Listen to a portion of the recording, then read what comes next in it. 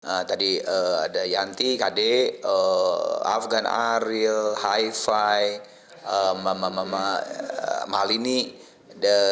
Sebagian kan digarap musiknya sama Risanda. Kita sebutnya Shanda atau Sanip biasanya. Terus perunggu baru sekarang setelah maghrib perunggu itu, karena kan tadi kan kita banyak latihan dulu tuh. Tadi kan lu juga lihat lah, gue pembagian vokal sama ini apa dan sebagainya. Nah, kalau Fani itu karena Fani Sugi itu kan karena di Jogja dia.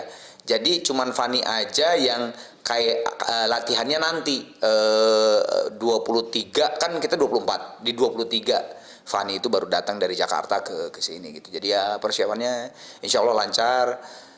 Hmm, Lumayan sih yang ulang tahun ini rada-rada gini-gini. Mungkin ulang tahun Gigi berkali-kali mengadakan show gede ya, ulang tahun di Istora dulu, terus juga ada di sebuah TV swasta gede juga, bintang tamunya banyak.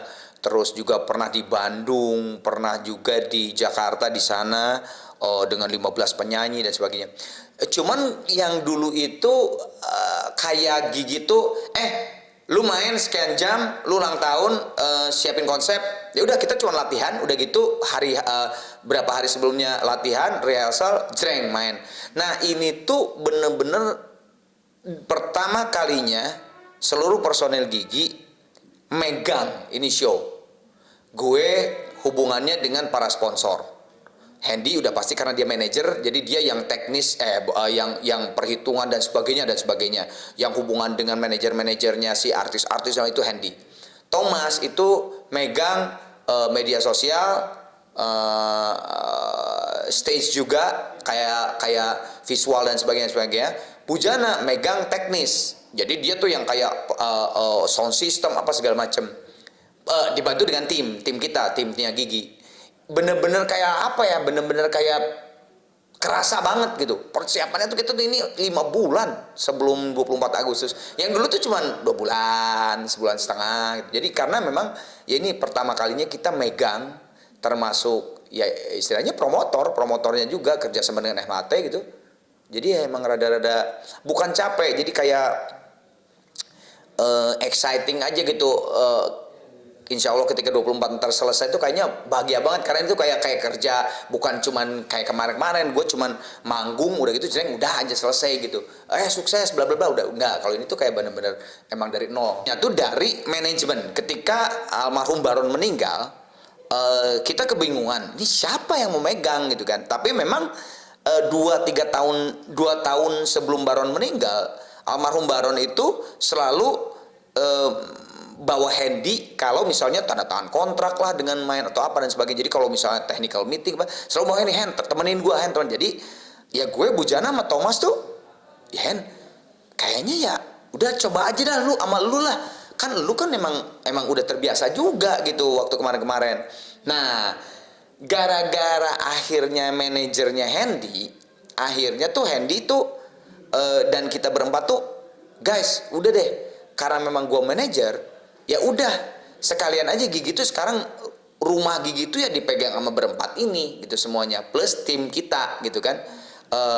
Dari situ sih sebenarnya, dari situ. Jadi sekarang tuh memang berjalannya rumah Gigi itu kayak merchandise baru, bikin lagi mug, bikin lagi apa, itu tuh semuanya tuh atas ide kita, persetujuan kita, sampai istilahnya gini, sampai tahu gitu harga kaos tuh berapa gitu, ngerti nggak sih?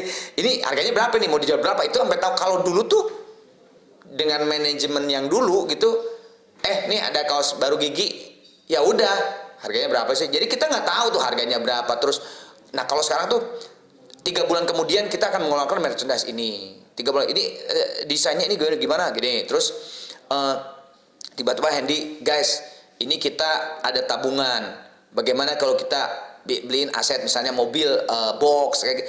Itu tuh sampai tahu semua dari situ sih sebenarnya. Dari situ makanya pas waktu kita mau mengerjakan ulang tahun ke-30 ini, udahlah yuk kita coba kerjain aja sendiri, tapi kita ngegandeng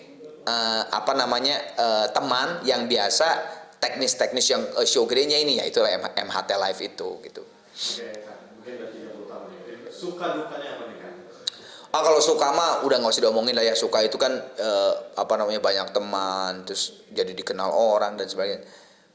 Dukanya itu eh, lebih banyak waktu dihabiskan dengan gigi daripada sama keluarga sendiri. Asli kayaknya kalau dirata-ratakan gitu ya, mungkin bisa 50-50 gua sama keluarga dengan gigi. Bahkan mungkin di waktu-waktu yang mana gitu, itu bener-bener gigi tuh bisa 70-80% ngabisin waktu bareng sama gigi. Misalnya kayak dulu ngabuburit, gigi ngabuburit selama 1 bulan, gue sebulan tuh bener-bener nggak di rumah. Ya kecuali kalau mainnya di daerah-daerah Jabodetabek, gue bisa bisa pulang ke rumah. Tapi ketika mainnya udah ke Tasik, Cianjur dan sebagainya, itu udah nggak mungkin kan. Pol itu bener-bener 30 hari puasa tuh 30 hari, hampir 30 hari gue di luar. Jadi kan otomatis sebenarnya gue jarang banget sahur sama Dewi sama Naja, anak gue dulu waktu kecil dan sebagainya. Terus waktu misalnya dulu zaman-zamannya tahun 90-an tuh kan tur tuh kan bisa 3 bulan, 2 bulan setengah baru pulang lagi ke Jakarta. Itu bener-bener kadang Dewi yang nyusul. Jadi gue yang pas masuk kota gede, Jogja misalnya gitu, atau Bali misalnya, yang maksudnya yang asik juga lah gitu, untuk gue berduaan dengan Dewi. Nah baru mam nyusul deh gitu ke yang pas dari Jogja tanggal sekian, Bali tanggal sekian, misalnya kayak gitu. Itu bener-bener habis tuh, bisa 70-80% habis sama gigi. Ya dukanya mungkin itu ya. Selebihnya sih kebanyakan ya suka sih ya. Suka mah wah, kalau sukanya mah bener-bener gue bisa jadi banyak teman, banyak kenalan, eh, bisa ketemu dengan semua presiden Indonesia dari zaman Pak Harto sampai sekarang Pak Jokowi. Ya itu kan ya karena ya musik juga gitu, maksud gue. Mungkin ingat gak sih kan tahun paling berkesan banget mungkin pas kalian manggung atau di kota mana gitu? Sebetulnya kalau ditanya berkesan, pasti berkesan semua. Cuman eh gue kira ini berkesan juga yang kayak, karena yang tadi ya gue udah terangin bahwa kayak dikerjain semuanya tuh sendiri gitu, belum pernah. Mungkin satu lagi dulu waktu 11 Januari konser di Jogja itu, pas waktu lagu 11 Januari itu meledak-meledaknya banget, naik-naiknya banget, viral-viralnya banget. Terus kita bikin show di Yogyakarta. Itu tuh kita main di Stadion Mandala Krida, sepak bola, lapangan sepak bola. Dijual tiket tuh 20.000. Karena sebenarnya bisa menjual lebih dari 20.000 tiket bisa. Karena tapi kita pengennya nyaman. Kita pengennya nyaman, penonton tuh nggak sampai berdesak-desakan gitu. Ya udah 20.000 aja udah gitu. Jadi masih enak, orang tuh masih bisa duduk di sebelah sana kalau capek dan sebagainya. Tapi ternyata mungkin karena itu lagu lagi hype banget gitu ya, istilahnya semua band dan semua artis solo di situ kalah lah semuanya sama si single 11 Januari itu. Kita bikin show tunggal di Yogyakarta, itu yang datang tuh 60.000 orang. Jadi 20.000 yang beli karcis, yang tiket. Nah di luar itu 40.000. Nah kita kan ini kan apa namanya, kulonuwon lah gitu ke Sultan Hamengkubuwono ke-10 sebelumnya gitu ya. Jadi datang ke Sultan, makan malam dan sebagainya. Nah hari H itu karena Sri Sultan dikasih tahu, Sri Sultan ini ternyata di luar Mandala Krida itu 40.000. Jadi 2 kali lipatnya di dalam. Yang ditakutkan kan chaos gitu kan.